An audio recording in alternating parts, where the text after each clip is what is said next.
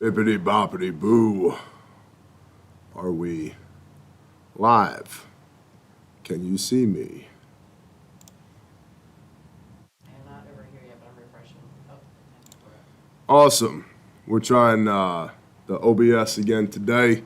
Good morning, everybody. I'm Bear with BearIndependent.com, founder and CEO of Refuge Medical, Refuge Training. Bear Independent, obviously, president of Grindstone Ministries, president of Caleb House, and today we are going to do the brief.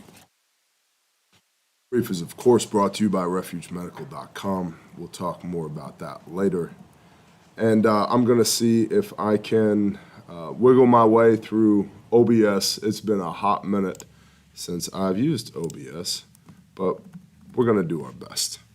All right, Bear Independent Brief, 8 March 2023. Today we're going to talk about lab leaks, media credibility, Ukraine attacking Russia with drones, China warning of a conflict with the United States of America, and American, if not global, recession. Because, it's Wednesday, and we all gonna die. Mainstream media continues to lose credibility after the FBI has concluded that the pandemic most likely came from a lab leak in Wuhan, which, of course, everybody knows we've been talking about for the last 2 years.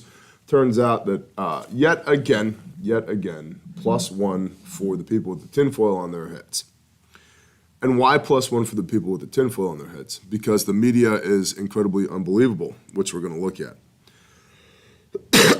Other intelligence agencies have ascribed various levels of confidence to this theory. However, the DOE, Department of Energy, concurs with the feds. Of course, this all comes after the media vilified anyone who suggested it as a possibility, or worse, believed it. Just a year ago, it was supposedly a debunked theory, and anybody who believed it was labeled as a conspiracy theorist, or worse. CBS program 60 Minutes had to backtrack, and CNN has carefully called it a long simmering and unsolved debate about how the virus came to be. A long simmering and unsolved debate about how the virus came to be. Interesting, because I'm pretty sure we've all known about gain-of-function research for the last couple of years.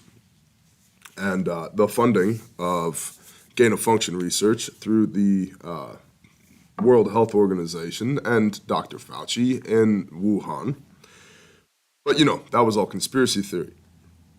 Recently, Project Veritas, I believe it was, had some undercover footage of a Pfizer researcher talking about the next pandemic and how they are using the strains in the vaccines to tamper with to develop more viral, more deadly strains in essentially what is gain-of-function research.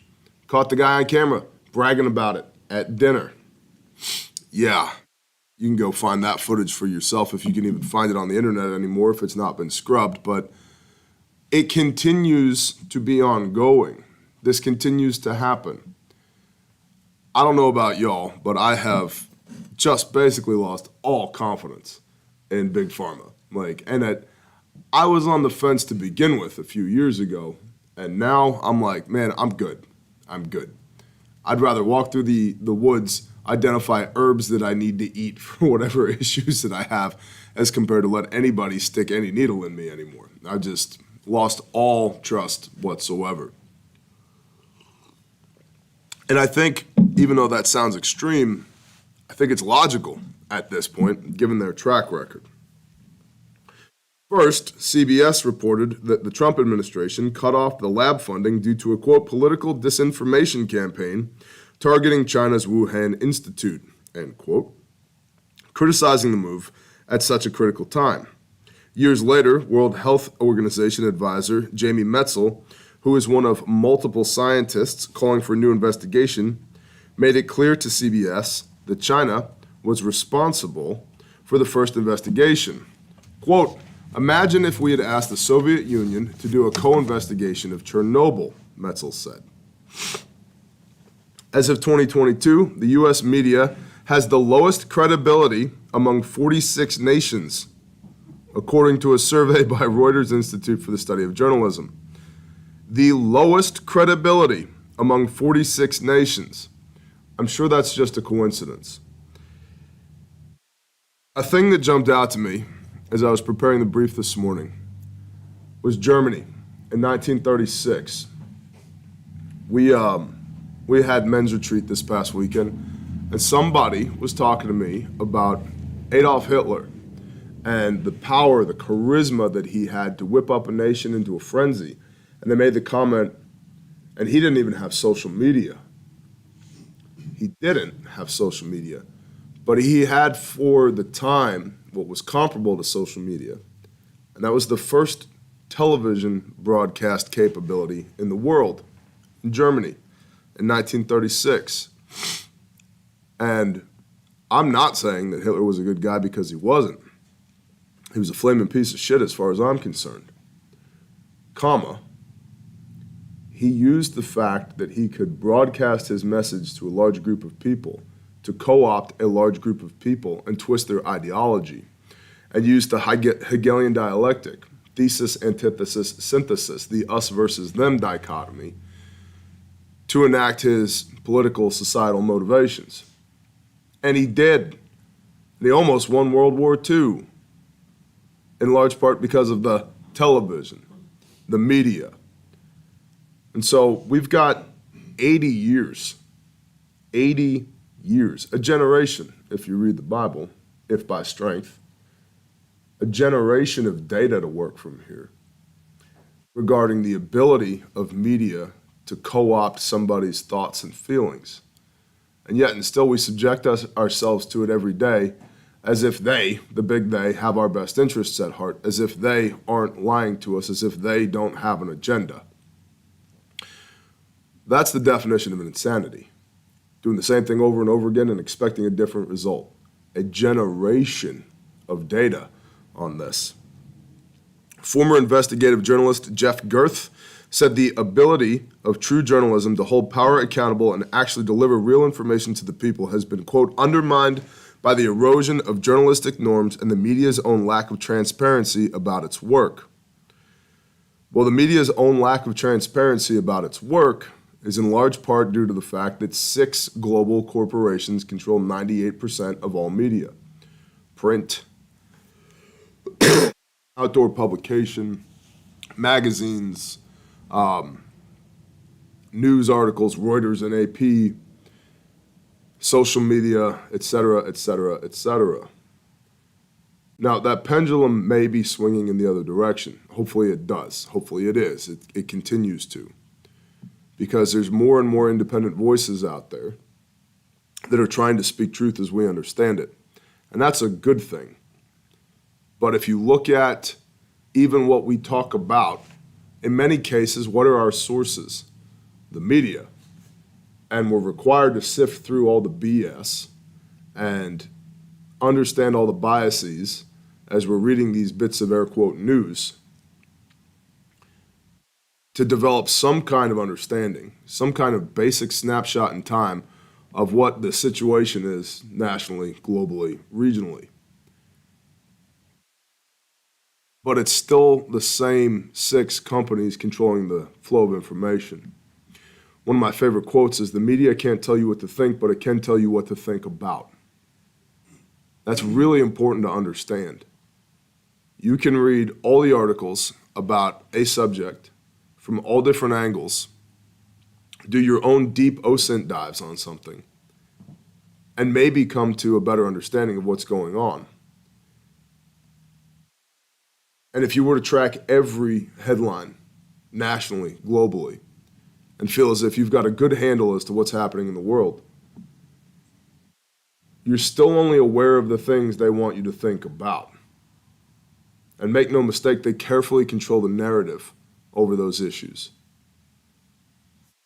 But if you're aware of everything they want you to know about, you still have to acknowledge that there's very likely as much or more that they don't want you to know about, that they're not telling you about, that they're not writing articles on and controlling the narrative of.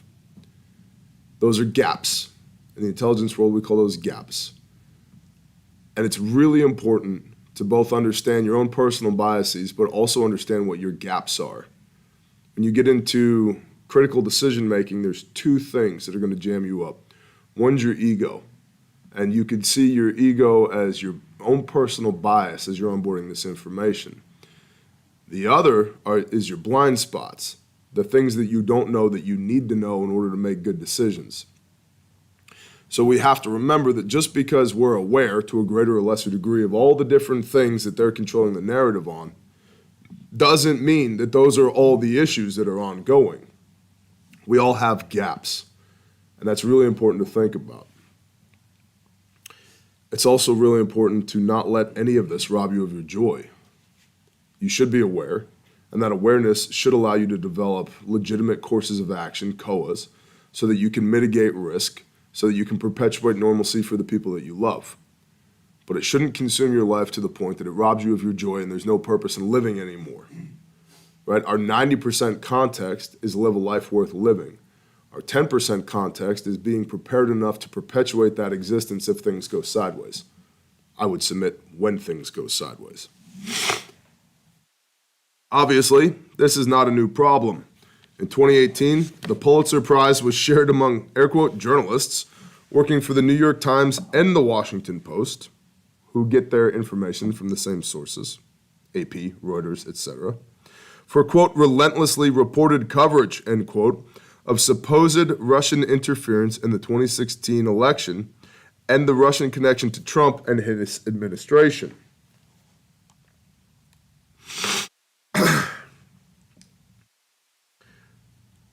Of course, Russiagate, the conspiracy theory that turned into a mainstream media narrative, has since been debunked. Interestingly, we've all seen that the Democrats who were screaming about Russian collusion were actually the ones in bed with Russia and in Ukraine, starting a war for profit in Ukraine, the foundation of which has been laid for over a decade in Eastern Europe. To do what? To launder money. It's a money laundering campaign. And to date, 196 billion of our taxpayer dollars have been sent over there. And maybe 10% of that has actually ended up in the hands of the people that need it to keep Russia from destroying their homeland. The remainder has come as material aid of outdated and soon-to-be retired weapons systems being sent to Ukraine to defend themselves against the Russian onslaught, the invasion that began February 24th, 2022. But the liquidity, the liquid funds that have been sent to Ukraine, the vast majority of them are being washed through Ukraine and somehow, miraculously, ending up back in the pockets of politicians in the United States of America. It's money laundering. And so, in many cases, it's like a narcissistic habit. What they accuse you of doing, they are actually doing themselves. And we can see that here. Now, I don't want to dive too deeply into Trump because I think that it really doesn't matter at this point. He was president, he's not now. He might be president again, he might not. If he is, we'll talk more about him at that point. But you guys know where I stand as far as the two-party political system in the United States of America.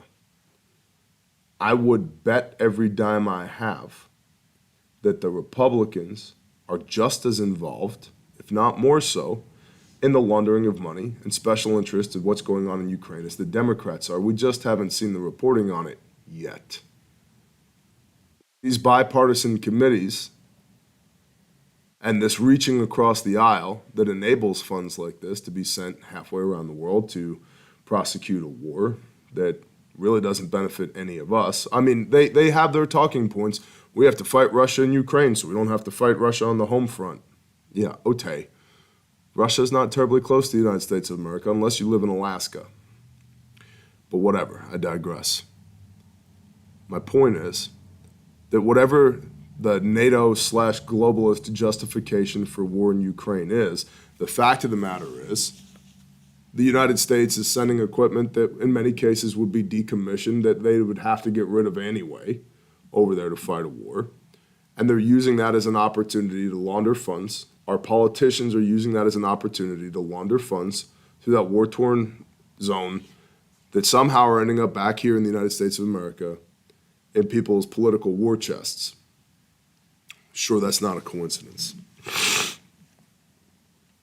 The problem is that all this leaves U.S. citizens like us in an unfortunate situation when nearly all journalism has been reduced to an entertaining show. Bias is all there is to choose from, whether it stems from financial, political, or societal pressures. Now, let's see. Do I still have a show? I have a show. Thank you, Katie Lynn. I have a show. Praise Yah.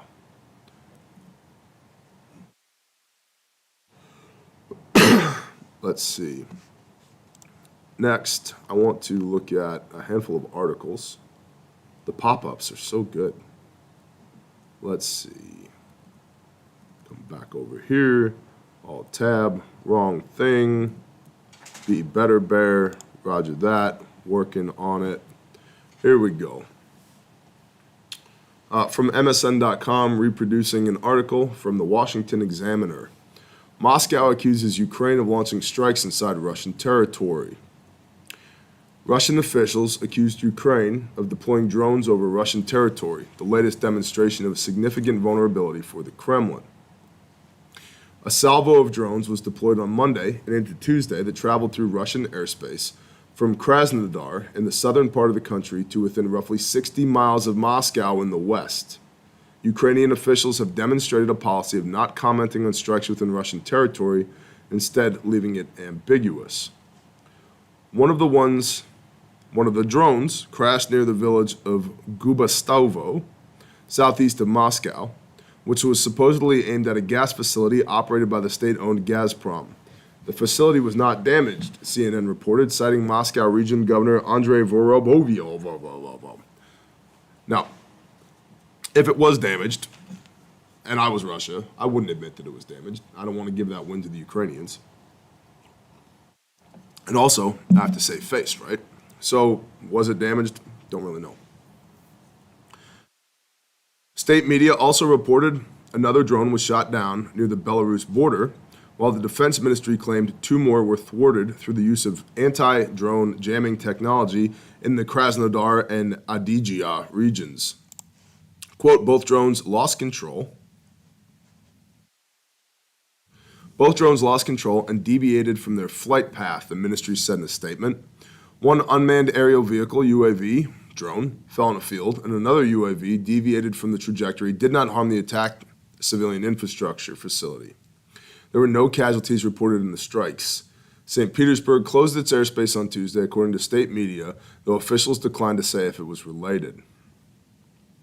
This isn't the first time Ukraine has appeared to use drones to hit targets within Russian territory. The Engels 2 air base near Saratov, approximately 435 miles from Ukraine's closest city, and at Dialogilevio air base near Ryazan, nearly 350 miles from Ukraine's closest city, were targeted in early December. A day later, a drone strike hit an oil storage tank at an airfield in Kursk, Russia. Now, drones that have a range of 350 to 435 miles these are not DJI Mavics. These are not little tiny drones. These are large UAVs. And we know in the conflict thus far, let's see, Iranian drones, Chinese drones, American drones, Russian drones, and then a whole bunch of off-the-shelf commercial drones as well as custom-built drones have been used in the war in Ukraine. But the larger Iranian drones, things like that, they're stupid, they're dumb, which in many cases is actually a benefit. They're like small airplanes that fly autonomously. It can be flown by an operator on the ground. They have a significant range. You can't get a DJI Mavic to go a couple of miles, especially if there's strong winds. go 435 miles and be able to release ordnance or to kamikaze themselves. We're talking about significant drones here, not a little tiny thing. I've got it on a good authority from a brother who was recently in Ukraine that drones are absolutely being used on the regular, but in certain areas of the country, Ukraine, Kyiv, for example, and others, there is almost like an iron dome over the city. And in one day of, I believe it was 64 potential drone attacks, like 62 of them were shot down.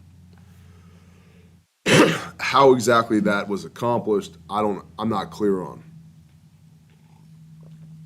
Nor is he. But that was the daily brief that they were given. 64 potential drone attacks. And of that 64, like 62 were thwarted. So,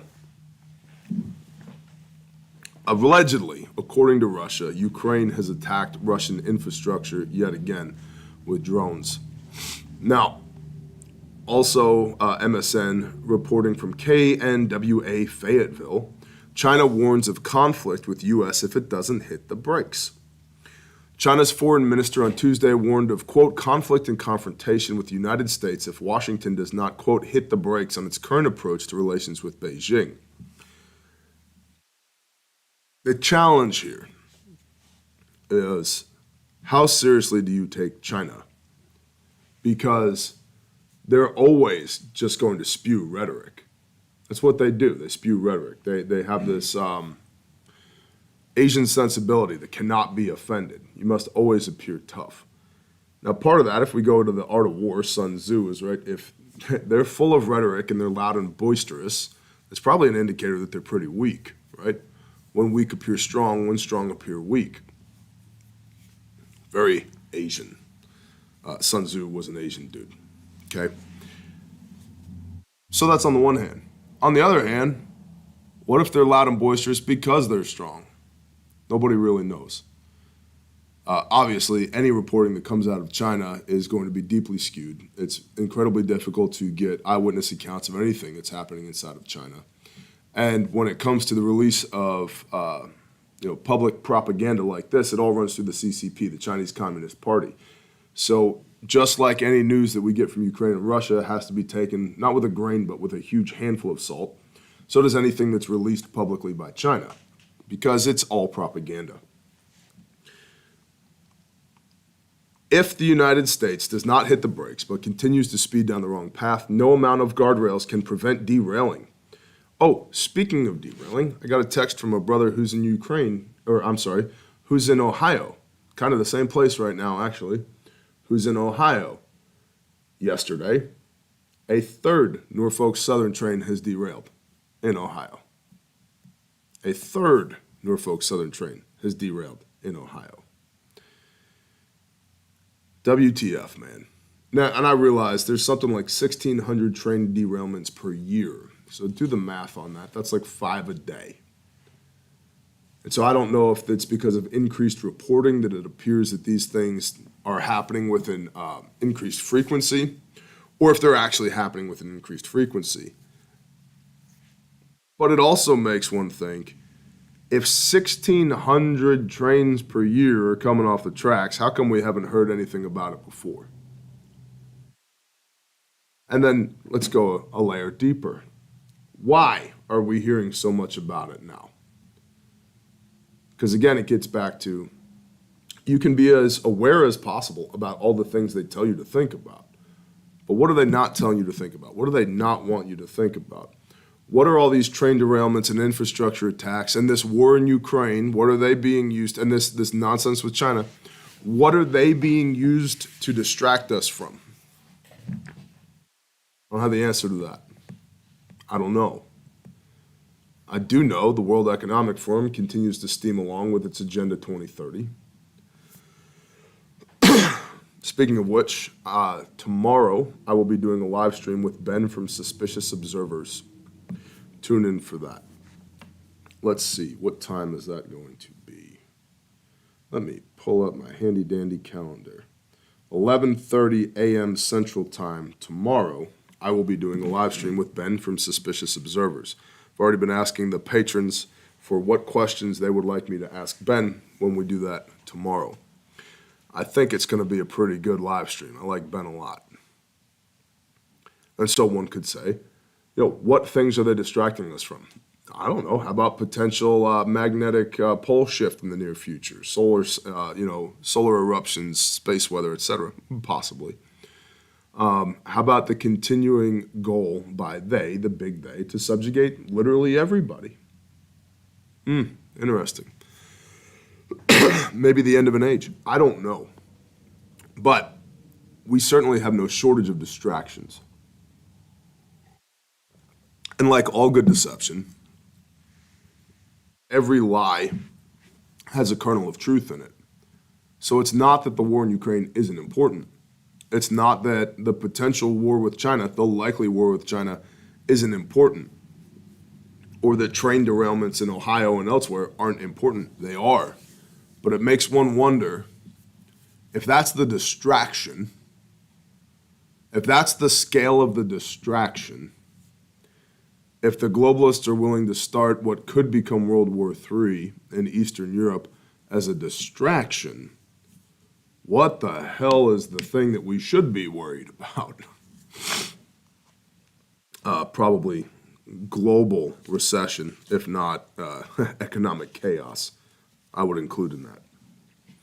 If the United States does not hit the brakes but continues to speed down the wrong path, no amount of guardrails can prevent derailing, and there will surely be conflict and confrontation. Foreign Minister Qi Zhang said at the National People's Congress per CNN.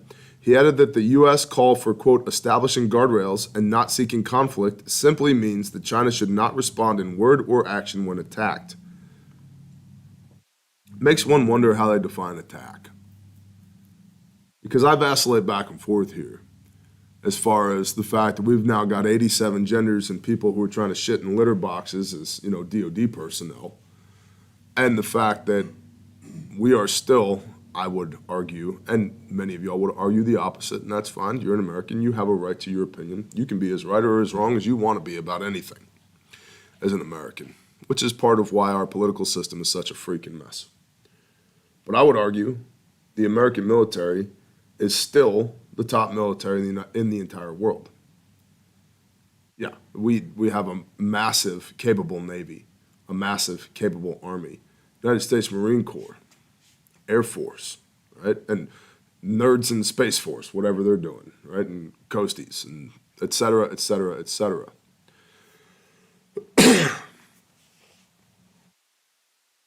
Is the military a shadow of what it was, say during the Greatest Generation, Higgins boats with men's running into machine gun fire? Probably. Are there tens of thousands, if not hundreds of thousands, of disenfranchised service members right now because of the weak leadership from the current regime and requiring people to do two things and another thing that they absolutely will not do, and therefore being quietly excused from service, quietly released due to insubordination? Yeah, there's a lot of disenfranchised warfighters out there right now. The leadership's terrible. I know a lot of those people. And I am super thankful they're on our side because they're scary when the sun goes down. They're a nightmare to try and fight against. And I'm glad they're on our team. It doesn't mean that Russia doesn't have their Spetsnaz or that China doesn't have their special forces or whoever, whatever. But of the 1,000 ships that China has in their People's Liberation Army Navy, like 600 to 800 of them are civilian vessels. They're fishing boats that they put machine guns on. United States Navy laughs at that stuff. So, on the one hand, the possibility, the likelihood of conflict with somebody like Russia or China should absolutely give us pause, and you should never underestimate your enemy. That's a really good way to get schwacked in your PP. On the other hand, I know personally a lot of our warfighters. We hang out, we drink beer by the fire, we talk, we train together. And I've trained a bunch of them as well. And they're damn good. They're damn good. The average private in the Army knows more about tactics and weapons handling than the best trained civilian out there. Facts. So, I don't know what a war with China would look like if we had, or with Russia, if we had good leadership that got back to core values, basic principles, and took the handcuffs off of our warfighters and let them do their damn job. 6 to 12 months. 6 to 12 months, everybody in East Palestine, Ohio is relocating to China so that we can repopulate that side of the globe. Would there be resistance? Sure. Would it be messy? Sure. But China, their government's collapsing. Their economy's collapsing. The people are disenfranchised. China's a net importer of everything it needs to survive: food, fertilizer, energy, raw goods, commodities. How long can they fight a war without their strategic partnerships? That's why you see things like BRICS, Brazil, Russia, India, China, South Africa, Saudi Arabia, etc., developing, because those strategic partnerships are incredibly important to a nation like China that will fall without them. So when China releases all this rhetoric, when the United States attacks us, words are an attack now? Because, we've got 3 carrier strike groups in that region. Let them go to work. That's an attack, homie. 5-minute rabbit hole. Qin Zheng, the Chinese dude, accused the U.S. of overreacting to the totally not spy balloon incident and creating, quote, a diplomatic crisis that could have been avoided, end quote. CNN reported. Beijing has maintained that the high-flying object was a weather balloon that was blown off course. Yep, that one was a weather balloon, but the other 40-something that were sighted all around the globe, they were spy balloons. But that one, just that one that we shot down, to say nothing of the other 3 that were identified and also shot down over U.S. airspace, just weather balloons. The rest of them were spy balloons, but that one was just a weather balloon. Quote, the result is the U.S. and China policy has entirely deviated from the rational and sound track, he added, per CNBC. So tensions continue to mount between China and the United States of America, to which my mind says, if we're going to have a fight, like you and me, we get into a fight on the playground in grade school, and you're like, I'll see you after class. I'll be in the parking lot. All right. I'm going to find you in the hallway before or after class, before you got all your buddies, before everybody's ganged up out in the parking lot. I'm going to find you in the hallway, and I'm going to knock every tooth out of your head. I'm going to smash your face into the locker half a dozen times, and as you're laying on the floor bleeding, I'm going to kick all your ribs in. And I'm probably going to go to the principal's office, and I might get expelled for a while. Ask me how I know. But you didn't get an opportunity to plan and to jump me in the parking lot after class, right? So if we're going to have a fight, awesome. Speed, surprise, violence of action. Let's go. I'd rather go now than give you more of an opportunity to strengthen yourself and plan and build contingencies. Let's go. Reckless? Maybe.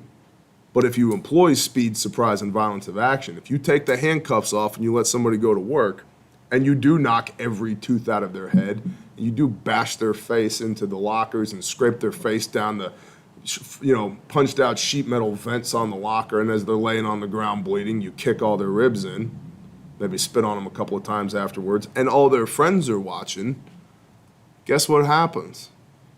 They don't want it anymore, and neither do their friends. And then the next time somebody decides that they want to puff out their chest and fight you, they think twice. Just saying.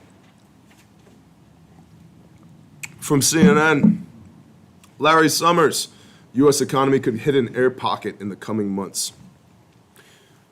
The U.S. economy may still be running fast and strong, but its risk of suddenly falling into a recession still looms large despite the Federal Reserve's efforts, former Treasury Secretary Larry Summers warned on Monday. Summers told CNN's Poppy Harlow, that just sounds like a drug dealer's name, Poppy Harlow in an interview that he expects the Fed will have to raise its benchmark interest rate higher than expected and that central banks push to combat inflation will soon trigger a downturn. Quote, the process of bringing down inflation will bring a recession at some stage, as it almost always has in the past, said Summers. Interesting anecdote.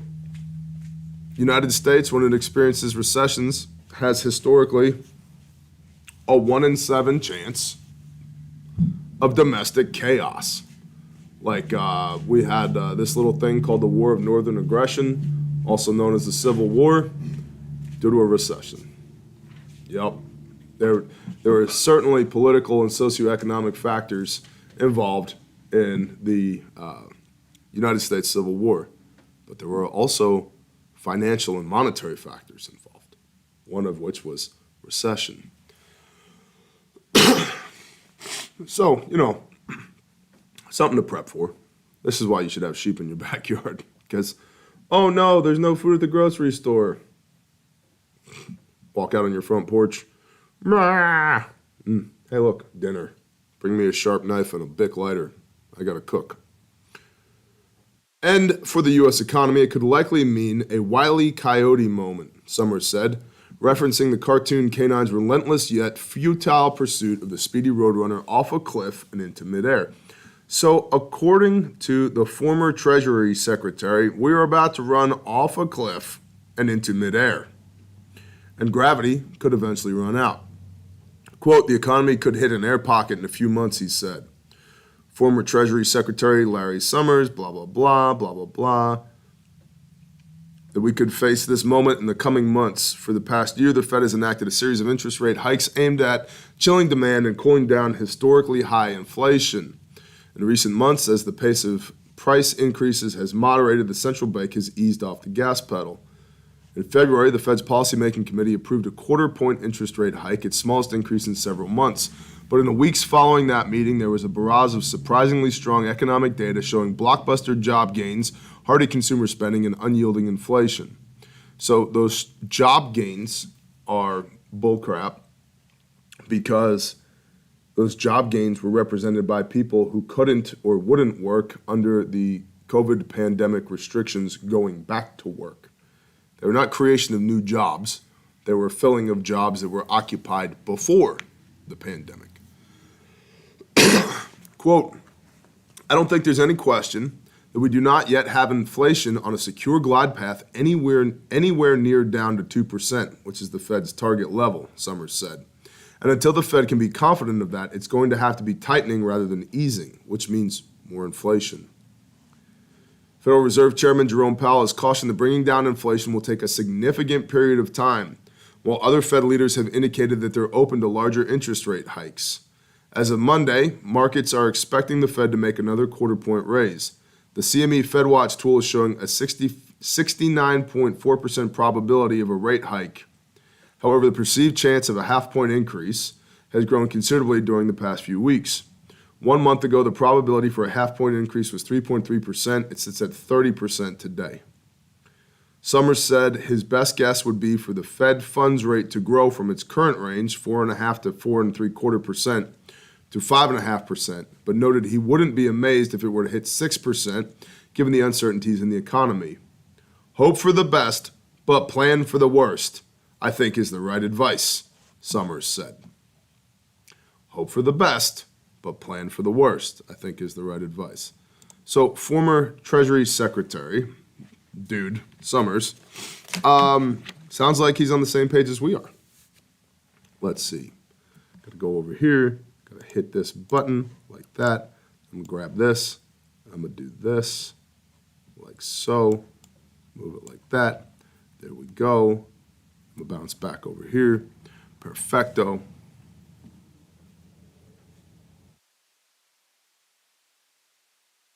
One of the admins could get on this. Answer doesn't have to be on the live stream, but I would like to know which carry position and draw hand would Brother Bear like to carry his Rat 5? What's up, DIY and review guy? That's a great question. That's more of a TJ question. My Rat 5, Monica. Hey, Mon, we're live. You want to say hi to the people? No. Oh, She loves you, but she doesn't like to be on camera.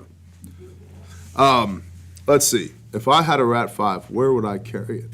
I would probably carry it on my right side belt hanging downward, and I would draw it with my right hand. So, behind my pistol.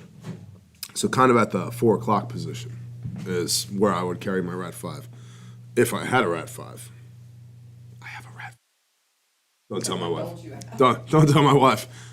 I have a video that I've been planning for a year, which is Ontario Knife Company versus Essie, and all the different knives that I have from those two companies, and which I use, which I don't use, and why I use them and don't use them. And suffice it to say, I have a lot of knives brand new in boxes in the barn for that video.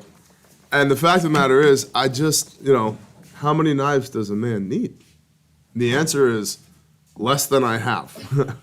Less than it's kind of like firearms. Less than I have. Badger said 5 o'clock, but yeah, pretty much, Badger. You nailed it. If you have your food, you can have your knives. Right? So, let's see. Bippity boppity boo. Now, Essie for the win, all of them. Fabulous. It looks like the screen share did not pick up any of the articles that I clicked on earlier. That's great. Whatever. We're back in the... Oh, did you? We're back in the OBS world. That's good. All right. A tiger striped bear. Yeah, this is Origin Raptor camo. Made in America. It's the best stuff. That's the brief for today. If you're one of those fine Americans that jumps off when it's time to talk about how to support the show, I appreciate you. Go ahead, subscribe, ring the little bell icon, leave us a thumbs up. That helps us in the ongoing battle against the YouTube algorithmic robots. Thank you to everybody who gave us a super chat. I appreciate you very much. Now, if you don't want to hear about how to support the show, beat feet, skedaddle, get out of here, have a blessed day. Shalom. For everybody else, we're going to talk about how to support the show. All right. Here we go. Patreon. Let's see, on Patreon this morning, I posted a video. There was a question from one of the patrons on how to start a business. So I did a 31-minute video this morning on the basics of starting a business and what that should look like. That's how Patreon functions. It costs you $5 per month. It gets you access to 20 plus exclusive pieces of content per month. And I answer your questions. You ask the questions, I do video responses to those answers. And not only do I answer them, the Patreon family chimes in the comments, and it's a community. There's a lot of give and take back and forth. So it's basically a preparedness consultancy that gives you access to me for $5 a month. I recommend you check it out. Plus, it's a fallback position for us if when YouTube gets stupid. There's a link in the description of every video and live stream, so you can check that out if you'd like to join Patreon. And then also, I've been posting all of the Men's Retreat content over there, Arming the Saints 2023. So talks from Brother Richard and Brother Twitch and Brother Jody and Brother Saw and Brother Kosher Dad and Brother Trevor, the AVT, Angry Viking Therapist, and myself. So there's probably 10 hours of content from ATS that's been posted over there in the last few days. So, I mean, I'll warn you, it's spiritual content, but I think it's really good, deep spiritual content. So that's all on Patreon right now. Palmetto Paratrooper, the ATS talks are great content too. Bless you, brother. Thank you. So that's on Patreon. Now, refugemedical.com. As y'all know, I'm the founder and CEO of Refuge Medical. Started this company in my barn just under 4 years ago. And now, praise the Most High, we're on 4 continents with all branches of U.S. Armed Forces electively. We've saved 67 lives to date with our kits. We make all of our stuff in America, all of it. Every stitch, every grommet, every buckle. Guarantee it forever. And if you use the contents of your kit to save a life, we replace it at no cost to you.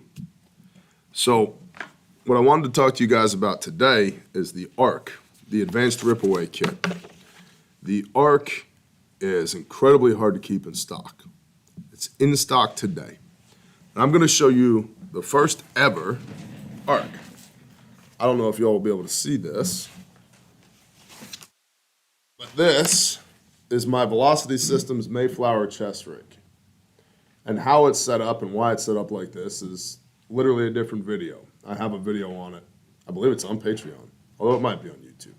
But on the bottom of this is an ARC on a dangler, Advanced Ripaway Kit. I'm going to pop it off and show it to you.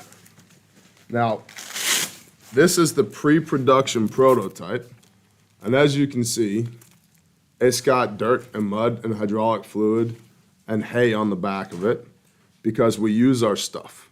We don't just make stuff because we want to be cool. We use our stuff. And I've been pressure testing this one for about a year on my chest rig that I do the things in. This comes with a MOLLE compatible mounting plate that you can mount to your plate carrier, your chest rig, your war belt. You can also mount it to the back of the headrest in your car so that you can grab this, rip it off when you need it. And you can get the dangler as an add-on so you can hang it below your chest rig, below your plate carrier if you want to. So you rip this off, you pop this open, and you've got these little pouches in here. You got a Gen 7 Cat tourniquet on the back right there, ready to go. It's turreted on with shock cord. And then in here, for me, I've added 2 decompression needles. This is for a closed pneumothorax, which is outside the scope of today's video. We've got our shears here, North American Rescue Trauma shears. And then we've got these 2 little pouches, one here, one here. And in here, I've got a Sharpie, chest seals, nasal pharyngeal airway, compression bandage, gloves, and I've also got a combat pill pack in mine. If you don't know what that is, I recommend you go research it. It's definitely not 1,000 milligrams of Keflex, definitely not 10 milligrams of cyclobenzaprine, and definitely not 1,000 milligrams of Advil. It's definitely not that. So go do your own research. I'm not a doctor, and I don't give medical advice. I just own a medical company. And then let's see, down in the bottom, down here, I've got more chest seals. I've got compressed gauze for wound packing.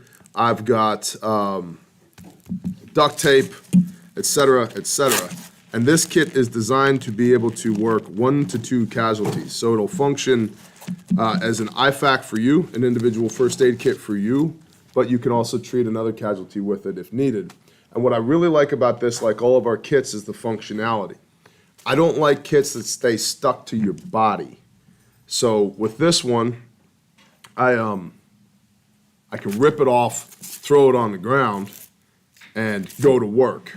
Rather than having it stuck to my body where I can't get into it, I can take it off, put it on the ground. Just like all of our other kits have an inner and an outer, same concept here, all right? So this is the ARC. It's from Refuge Medical. You can use promo code BEARNATION for free shipping. And it's, of course, HSA and FSA eligible. And I also want to remind you that the Bearfac, the flagship, this guy right here, is 100% in stock and shipping fast. So when I say in stock, I mean it's under our roof. This is the one, the only, the original Bearfac. It doesn't matter how many of our competitors try and copy it. It doesn't matter how many of our competitors buy our YouTube search terms. It doesn't matter if our competitors try to copy our warranty, our guarantee. This is the one. This is the real one. Pop this open, pull the red handle. See the red handle? Inner comes out of the outer. Pop this open. Boom. There's all your kit prioritized per the March algorithm. By the way, it's March. March Madness. Massive bleeding, airway, respiratory circulation, head injury, hypothermia, everything else. Okay? So, and again, make this up. See that? Made in the USA. Guaranteed forever. Will save your life. 67 people's lives have been saved using our kits to date. So, check that out. That's at refugemedical.com. We've also got bleeding prevention kits in stock. Everything's HSA and FSA eligible. And if we say it's in stock, we mean it's under our roof. Refugetraining.com. There are a handful of public class dates with availability left. We have a very considerable private training schedule this year. So public classes, at least for the next 90 to 120 days, are going to be limited. So I would strongly recommend that you go to refugetraining.com, you find a class that works for you, and you come to class. There is the ability there to break up your payment into 4 payments if you need to do that. Also, you can use your promo code Bear Nation, or if you're on Patreon, you can use your Patreon promo code there as well at refugetraining.com. But you need to come to class. If you don't know how to use these kits, you need to come to class. And I'll be the first one to tell you that Refuge Training basically operates at a break even. It's not, that company is not designed to generate massive amounts of profit. It's designed to teach you how to not die, how to work the March algorithm under stress. Because I think it would be grossly negligent of me to sell first aid kits but not provide a way for you to train to use them. To that point, you should be subscribed to the Refuge YouTube channel. There's lots of really good teachings on the Refuge YouTube channel. Just search for Refuge in the YouTube search bar and you'll find it. So go over there and subscribe to them. And also here on YouTube, on my channel, bearindependent.com, or Bear Independent YouTube channel, there's an entire playlist called the Trauma Medicine Playlist. It's like 3.5 or 4 hours of content teaching you, how does the tourniquet work? How do you apply it? How do you know that it's working? What is a pressure bandage? How do you wound pack? Where do you wound pack? Where do I use tourniquets versus wound packing and pressure bandages? What's the difference between an extremity and the junctional area? What is arterial constriction? What does arterial bleeding look like? What is a simple pneumothorax, an open pneumothorax, a closed pneumothorax, a tension pneumothorax? How do I deal with that? What are occlusive dressings and where do they go? What's a pleural space and why is it important that it operates in a vacuum, et cetera, et cetera, et cetera, et cetera. All that stuff is free here on YouTube. So for whatever reason you can't come to class and kinesthetically do it with your hands, go watch that Trauma Medicine playlist here on YouTube on the Bear Independent channel. But more importantly, you really need to come to class because you can watch all the firearms content you want on YouTube, but that doesn't make you a good shooter. It might give you an idea of some drills that you can go do at the range to maybe become a better shooter, but you're still lacking the pressure and accountability that creates good training. And so just like you'd go take a pistol class or a carbine class or a long gun class so that you know how to use your equipment, you should do the same thing with your medical equipment. Don't be an ass, come to class. RhinestoneMinistries.com. I love y'all. I love you with everything I got. Thank you for supporting our American small businesses and our ministries. Thank you for pouring into the good works that we do. When there's a hurricane or a tornado, we go deal with it. We help people who were barely getting by before the storm hit put their lives back together again. We've fed thousands, if not tens of thousands of hot meals, moved hundreds of tons of groceries and material, tens of thousands of tons of debris, replaced people's houses, prayed with people, baptized more people than we can count, been all over this country doing this kind of work. And I couldn't do that without you. We couldn't do that without you. So thank you for pouring into us. And of course, Caleb House, which is our restoration facility for juvenile human trafficking survivors. I literally can't do that without you. We have never gotten a dime of outside funding from anywhere. Not governments, not agencies, not foundations, not organizations, nothing but the Bear Nation. It's y'all. You guys are doing this. And it's super humbling that y'all would pour into us the way that you do so that we can be the hands and feet of the Most High. We've rescued a couple dozen people who were being trafficked, serially raped, having their lives destroyed. I couldn't do that without you. So thank you for supporting us in that. There's a link in the description to everything that I've discussed, including Grindstone, that if you'd like to sign up for online giving, thank you, Rob the Sparky, you can do that.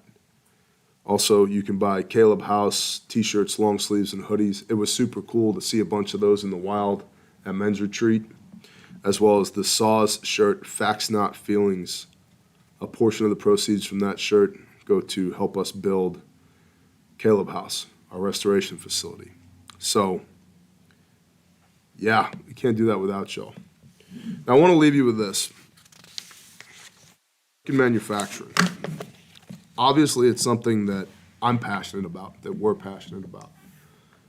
Right now, I'm wearing this Origin hoodie, which I bought. They didn't give to me. I bought this. And was it $100? Yup. Is it an awesome hoodie? Yup. Is it going to feed Americans? Yup. I'm wearing Origin jeans, which I bought. They didn't give them to me. They're great. I love them. Origin factory jeans, much more my style than the Delta 68s, but I like the Delta 68s too. But these are the Origin factory jeans, and I love them. They're great. I'm wearing Origin boots, which they sent to me while we were on deployment in Idabel because the boots I was wearing were falling apart. I thought that was super cool, super thoughtful of them. They're like, here's a pair of boots so you can keep helping people down there in Idabel. It was awesome.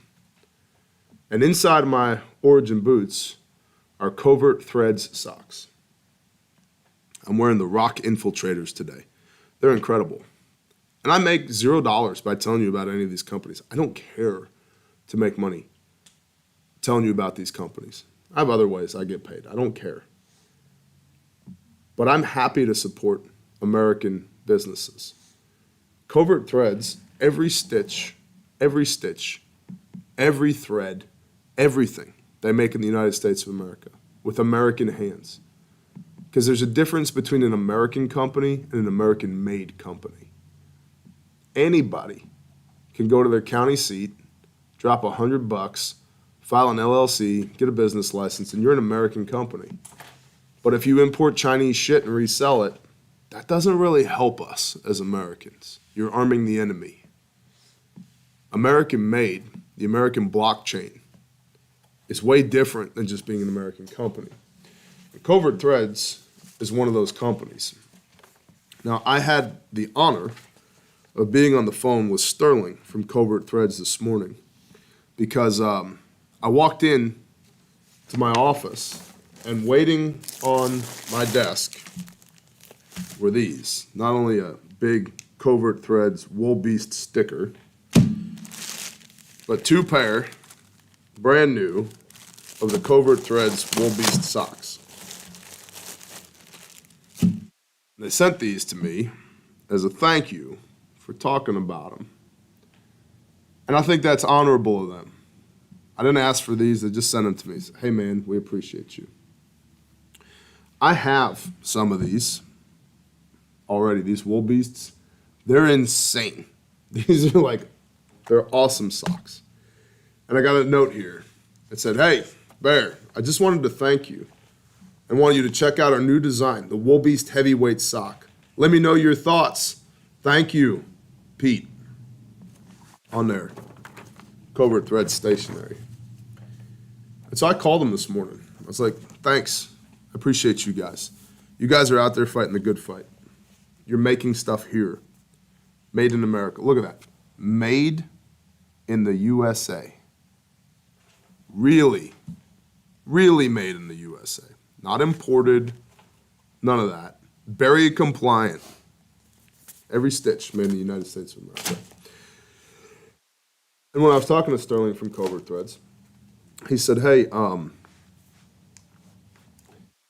it's really cool. We're in a little town, and I'll be going to the gym and stuff, and I'm wearing my Covert Threads T-shirt.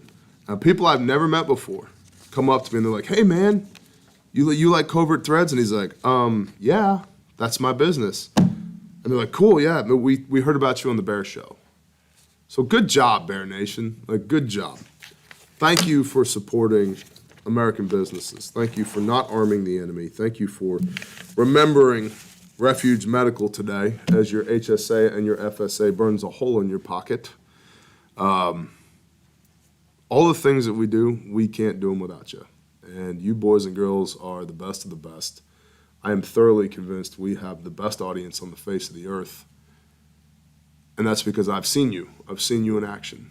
I've seen what you guys and girls do when there's a need that needs to be met. I've seen how quickly you mobilize to do good, to put a smile on the Father's face. I've seen how much you care about what we do here. And it's humbling and amazing. And so, just from the bottom of my heart, thank you all. I hope you have an awesome day. Bless y'all. Shalom.